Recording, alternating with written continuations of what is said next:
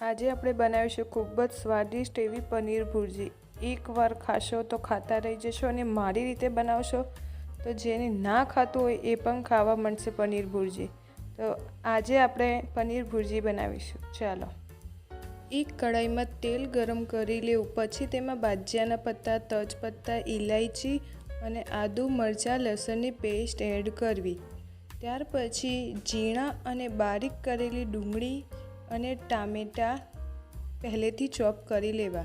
હવે પહેલાં આપણે ડુંગળી એડ કરીશું। હવે ડુંગળીને આપણે સરસ રીતે ધીમા તાપે ચડવા દઈશું અને આપણી ડુંગળી સરસ મજાની લાલ થઈ જાય એટલે સમજી જવું કે આપણી ડુંગળી સરસ રીતે રંધાઈ ગઈ છે।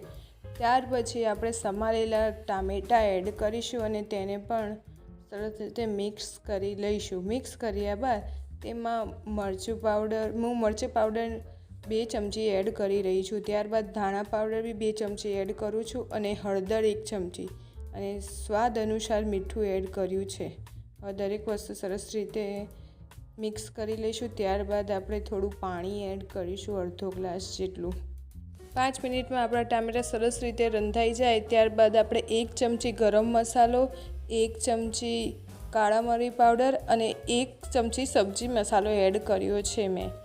હવે તમે જોઈ શકો છો કે હું ચમચા વડે સરસ રીતે ટામેટાને ભાગી રહી છું, જેથી એક સરસ રીતે ગ્રેવી તૈયાર થઈ જાય।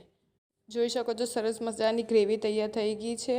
હવે આપણે ટામેટાની પેસ્ટમાંથી તેલ છૂટું પડવા લાગ્યું છે। હવે ત્યારબાદ આપણે પનીર છીણી લઈશું।